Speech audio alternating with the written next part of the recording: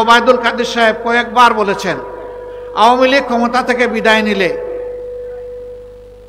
তাদের রাজনৈতিক প্রতিপক্ষের হাতে 2 দিনের ভিতরেই ক্ষমতা থেকে পালানোর বা বিদায় নেওয়ার 2 দিনের ভিতরে তাদের 5 লক্ষ নেতাকর্মীকে খুন করা হবে। তাদের 5 লক্ষ নেতাকর্মী খুন হয়েছে 550 5 জন। কেন হয় না? এই কারণে তাদের হাত মানুষের রক্তে লাল থাকতে পারে, তাদের চোখ খুনের নেশায় সব সময় মাতাল হতে পারে, কিন্তু বাংলাদেশের জনগণ তাদের মতো নয়। এদেশের জনগণ তাদের দেশকে ভালোবাসে, তাদের মাটিকে ভালোবাসে, এই জন্য দায়িত্বশীলতার পরিচয় দিয়েছে। কেউ দোষী হলে বিচারের মাধ্যমে হবে, তবে অবশ্যই বিচারের নামে অবিচারের মাধ্যমে নয়, সুবিচারের মাধ্যমে।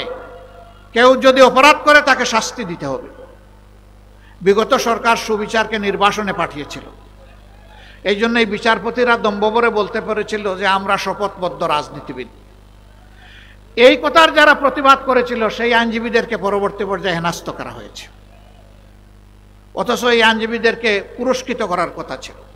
আমরা বর্তমান সরকারকে বলি অনেক সংস্কার করার ব্যাপারে আপনারা হাত দিয়েছেন, যতটা সম্ভব করুন, তবে আরেকটা বিষয়ে হাত দেন। একটা নিরপেক্ষ সরকার এটা পারবে, দলীয় সরকার হয়তো বা এটা করবে না। গত 54 বছরে বাংলাদেশে বিভিন্ন ধর্মের মানুষ যাদের হাতে নির্যাতিত হয়েছে, যাদের উপর জুলুম করা হয়েছে, সেটা খুন, ধর্ষণ, লুট, দখল যাই হোক, চাঁদাবাজি হোক, এদের নামের কালো তালিকা প্রকাশ করে দেন। এরা কারা? জনগণ এদেরকে চিনে নেব। কোনো জায়গায় কোনো কিছু ঘটলেই সাথে সাথে জামাতে ইসলামীকে দোষ দেয়, এটা এদের বদ খাসলত। এরা জাগরণেও জামাতকে ভয় পায়, এরা গুমের মধ্যেও জামাতকে ভয় পায়, জামাতের নীতি আদর্শকে ভয় পায়। এই ভয়ের জায়গা থেকে তারা ঘায়েল করতে চায় আমাদেরকে। কিভাবে ঘায়েল করতে চায়? নিজেরা অপকর্ম করে তার দায় আমাদের উপরে চাপায়। বলবেন যে প্রমাণ কি? মাত্র 2টা প্রমাণ দেয় উত্তরবঙ্গ থেকে, বেশি দেওয়ার দরকার নাই। হাজার হাজার প্রমাণ আছে। রংপুরের মৎস্যপল্লী, পীরগঞ্জ, যেখানে মিয়া আব্দুল ওয়াজেদ সাহেবের বাড়ি, সেই জায়গায় আমাদের হিন্দু ধর্মাবলম্বী ভাই বোনদের একটা পল্লী ছিল। সেই পল্লীতে গিয়ে প্রথমে গরু চুরি করলো, তারপরে সম্পদ লুণ্ঠন করলো, তারপরে তাদের ঘরগুলাতে আগুন জ্বালিয়ে দিল। সাথে সাথে কোনো বাস বিচার না করেই ক্ষমতার সর্বোচ্চ পর্যায় থেকে বলে দেওয়া হলো এটা জামাত শিবিরের লোকেরা করেছে। কোনো তদন্ত নাই, তদন্ত ছাড়াই বলে দিল। যুক্তি দিল পাশে মিঠাপুকুর উপজেলা, ওটা জামাতের ঘাঁটি, ওরা এসে এখানে এটা করেছে। কি চমৎকার যুক্তি! মাত্র 3 দিনের মাথায় সাহস করে সেই পল্লীর মজলুম ভাই বোনেরা বলে দিল জামাত শিবির এখানে আসেও নাই, এগুলা করেও নাই, যুবলীগের অমুক নেতার নেতৃত্বেই অপকর্ম হয়েছে। এই মামলা চলে গেল সাইবেরিয়ার হিমাগারে। এটার এখন আর কোনো খবর নাই, যেহেতু নেতা যুবলীগের। পানিতে কূপ দিলে কূপ এসে নিজের হাঁটুতে লাগে, তো হাঁটু বাঁচানোর জন্য মামলাই হতো। তারপরে আপনারা দেখেছেন গাইবান্ধার সুন্দরগঞ্জের এমপি ছিলেন, বুটে হোক অথবা বিনা বুটে হোক, লিটন সাহেব। তাকে কে বা কাহারা তার বাড়ির পাশে শুট করে তাকে খুন করেছে। সাথে সাথেই তৎকালীন প্রধানমন্ত্রী বলে দিলেন সংসদে দাঁড়িয়ে এই কাজ করেছে জামাত শিবির। যুক্তি হলো এই লিটন সাহেবের নেতৃত্বে সন্ত্রাসের মাধ্যমে জামাতে ইসলামীর তৎকালীন আমির অধ্যাপক গুলাম আজম সাহেবকে তারা গাইবান্ধাতে জনসভা করতে বাধা দিয়েছিল। এর প্রতিশোধ এতদিন পরে জামাত শিবির নিয়েছে। এই অভিযোগে আমাদের বেশ কিছু নেতাকর্মীকে জেলে নেওয়া হলো, রিমান্ডে নেওয়া হলো, শারীরিক, আর্থিক, মানসিক নির্যাতন করা হলো। দিন শেষে পুরা তদন্তে বের হয়ে আসলো না জামাত শিবিরের কোনো সম্পর্ক এটার সাথে ছিল না, বরঞ্চ তাদেরই ক্ষমতার পার্টনার যিনি ওই আসনের সাবেক এমপি ছিলেন, একজন অবসরপ্রাপ্ত সামরিক অফিসার, তিনি তার পিস্তল দিয়ে গুলি করে তার রাস্তা পরিষ্কার করেছেন। আদালতের গারদে তার সাথে আমার দেখা হলো, আমি চিনতাম না, লম্বা চুল, সম্ভবত কুপাও বেঁধেছেন তিনি, ভদ্র চেহারা, একটা চেহারা এক কোণে বসে আছেন, আমি আর এক কোণে বসে আছি। কিউরিওসিটি নিয়ে জিজ্ঞেস করলাম যে আপনার পরিচয়, কি মামলায় আপনি এখানে? তিনি বললেন আমার বাড়ি সুন্দরগঞ্জ, আমি কর্নেল অমুক, এবং আমাকে লিটন হত্যার দায়ে শাস্তি দেওয়া হয়েছে, আরও 3টা মামলা পেন্ডিং আছে আমার বিরুদ্ধে। খুনের মামলার রায় হয়েছে, অস্ত্র মামলা রয়ে গেছে, আরও কি একটা মামলা ওনার আছে। আমি তখন উনাকে চিনলাম, অথচ দায়টা দেওয়া হলো জামাত শিবিরের ঘাড়ে। সম্মানিত ভাই ও বোনেরা, এই ছিল আওয়ামী লীগের অবস্থা। যেখানেই কোনো অপকর্ম সেখানেই নিজেরা জড়িত, আর দায়টা জামাত শিবিরের উপরে রাখে আল্লাহ মারেকে। তারা দফায় দফায় আমাদেরকে হাতে বিনা টিকেটে বলতেন অমুক দেশে চলে যাও, আর একটা ভিসা দিবেন তো, একটা টিকিট তো দিবেন, টিকিট ভিসার ব্যবস্থা না করে বলে অমুক দেশে চলে যাও। আপনারা কোন বেশে এবং কোন টিকিট নিয়ে এখন দেশ থেকে চলে গেলেন? আমরা তো কখনো বলি নাই দেশ ছেড়ে চলে যান, আমরা এটা বলবো না। বাংলাদেশের সকল নাগরিকের এই দেশে বসবাস করার বৈধ অধিকার রয়েছে। আমরা একটা কথা পরিষ্কার করতে চাই, এখানে বিভিন্ন ধর্মের ভাই বোনেরা আছেন, আমরা বাংলাদেশে কোনো মেজরিটি মাইনরিটি মানি না। আমরা বিশ্বাস করি এই দেশের বুকে যেই জন্ম নিয়েছে, বাংলাদেশের সংবিধান তাকে সমান অধিকার দিয়েছে। সুতরাং মর্যাদার দিক থেকে তিনি একজন মর্যাদাপূর্ণ বাংলাদেশের নাগরিক। আপনারা কখনো নিজেদেরকে মাইনরিটি মনে করবেন না। এই মাইনরিটি বলে বলেই আপনাদের উপর এতদিন এত অত্যাচার হয়েছে। আপনারা আমাদের ভাই বোন, আমরা সহমর্মিতার সাথে একসাথে গর্বের সাথেই বাংলাদেশে বসবাস করতে চাই। তারা আমাদের বিরুদ্ধে আরো অনেক বিষোদ্গার ছড়ায়। আদর্শ নাই তো, চরিত্রও নাই, দেশপ্রেম কি আছে না আছে আল্লাহ ভালো জানেন আর জনগণ ভালো জানে, আমরা কিছু বলবো না। যাদের দেশপ্রেম আছে তারা দেশের জনগণের টাকা চুরি করে না।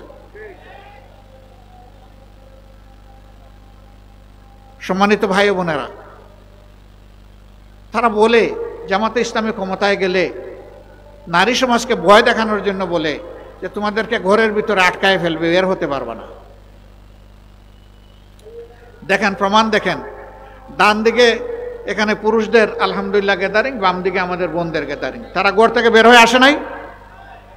আমাদের মা বোনেরা বিভিন্ন পেশাগত দায়িত্ব পালন করে না? সামাজিক কাজকর্ম করে না? সবই করে, সবই করবে ইনশাআল্লাহ। সেদিন বাড়তি 2টা জিনিস নিয়ে আরো করবে তারা, আনন্দের সাথে করবেন। একটি হচ্ছে মর্যাদা, আরেকটি হচ্ছে নিরাপত্তা। এখন তাদের সামাজিক মর্যাদাও কম আর নিরাপত্তা একেবারেই নাই। এই 2টাই সেদিন নিশ্চিত করা হবে ইনশাআল্লাহ। রাষ্ট্রীয় দায়িত্ব পালনের ক্ষেত্রে দেখা হবে না কে কোন দলের আর কে কোন ধর্মের, দেখা হবে তিনি এই দায়িত্বের উপযুক্ত কিনা। যিনি যে দায়িত্বের উপযুক্ত তার হাতে সেই কাজটি তুলে দেওয়া হবে ইনশাআল্লাহ। তরুণ যুব সমাজকে আমাদের বিরুদ্ধে খেপানো হয়েছে কালের পর কাল, যুগের পর যুগ। এখন তারা বুঝেছে এগুলা সবগুলাই ছিল দেশ বিরোধী ষড়যন্ত্র। এই যুবকদেরকে তৎকালীন প্রধানমন্ত্রী এক গালি দিয়েছিলেন, সেই গালির প্রকৃত জবাব তিনি পেয়ে গেছেন। পেয়ে যান নাই? পেয়ে গেছেন। তা আলহামদুলিল্লাহ, আমরা প্রতিশোধের রাজনীতিতে বিশ্বাস করি না। নাইলে আমাদের উপর যে পরিমাণ জুলুম করা হয়েছে, যদি আমাদের কর্মীরা ধৈর্য না ধরত তাহলে এই দেশে অনেক প্রতিশোধ নেওয়া হয়ে যেত। আমরা বলেছি হ্যাঁ, যতটা খুন হয়েছে সবগুলা খুনের বিচার হতে হবে।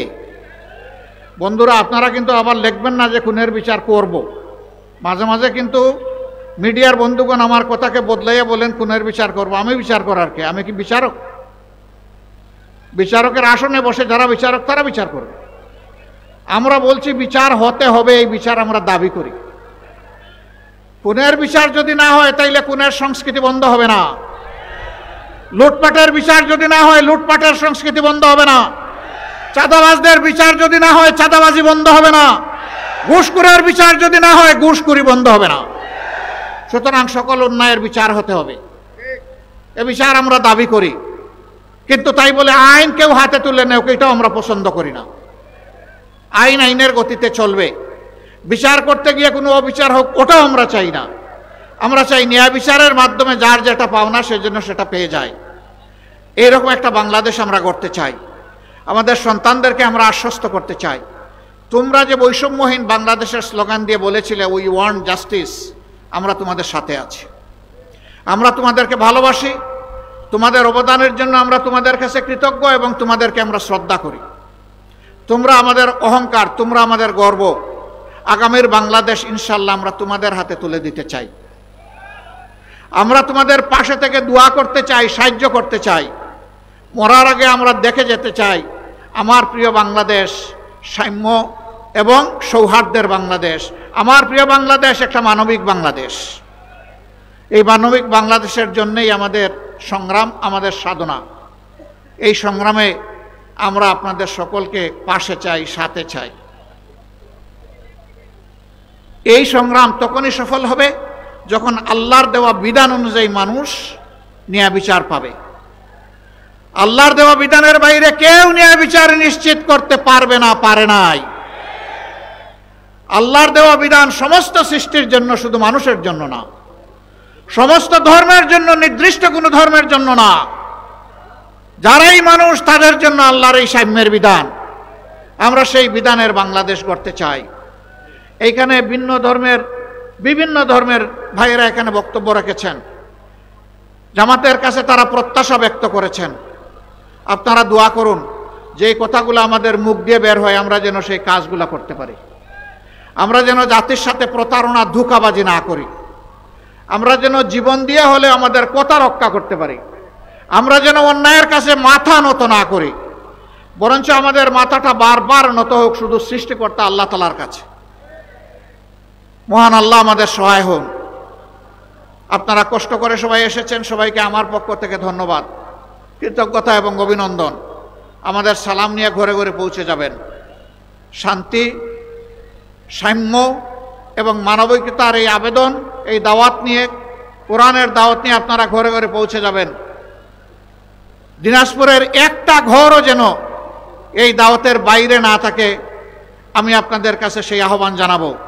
আপনারা পারবেন তো? ইনশাআল্লাহ পারবেন। সাম্যের এবং মানবিক বাংলাদেশ গড়ার জন্য আপনারা প্রস্তুত? তাহলে কিন্তু আমাদের লড়াই শেষ হয়নি, সংগ্রাম শেষ হয়নি। সংগ্রাম তখনই শেষ হবে যেদিন সত্যিকার অর্থে একটা মানবিক বাংলাদেশ গড়ে উঠবে। সবাইকে অভিনন্দন, সবাইকে অভিনন্দন, বুক ভরা অভিনন্দন। আসসালামু আলাইকুম ওয়া রাহমাতুল্লাহ। বাংলাদেশ জিন্দাবাদ, বাংলাদেশ জামাতে ইসলামী জিন্দাবাদ।